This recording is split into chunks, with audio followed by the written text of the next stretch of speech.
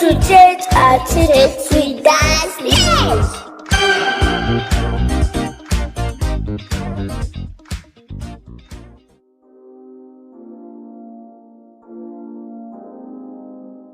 Hello everyone, I'm Daseny and I welcome you to this week's episode of a-tetewithdaseny with Daseny.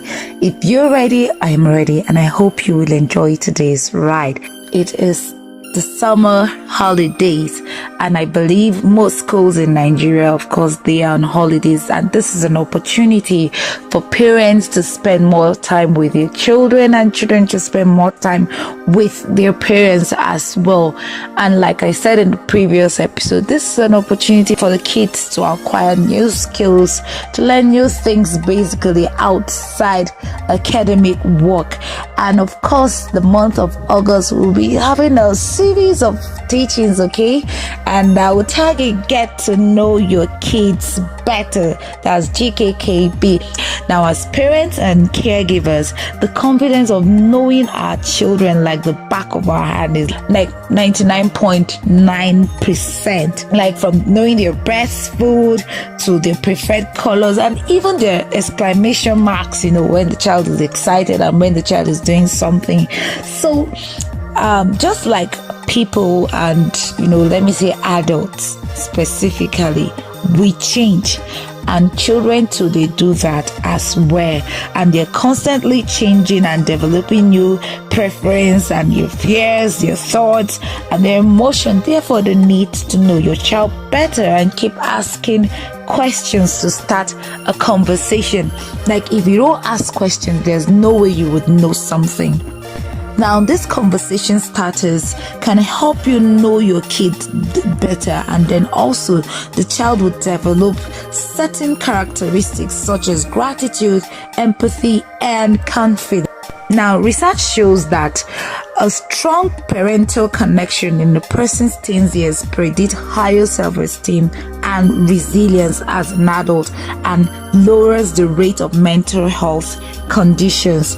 So, if you're very, very much involved in your child's life, preferably when the child is actually a child, down to when he start having double digits years and everything, it reduces the rate of mental conditions and helps the child to develop characters, just like I mentioned earlier: empathy, confidence, higher self-esteem.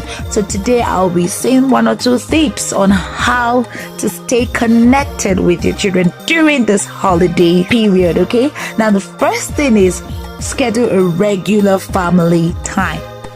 Now this helps the family to bond better.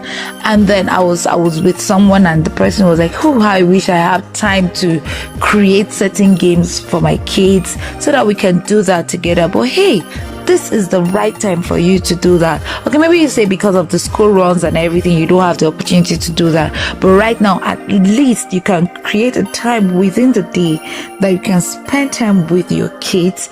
Let everybody look towards that particular time of the day that, okay, that's where we get to talk.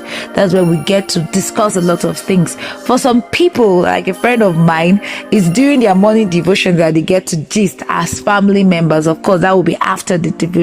So as a parent, as a caregiver, just carve out that time within the day to spend time with your loved ones and your kids as well. Now, as a parent, as a caregiver, the second thing is do not shy away from hard stuff.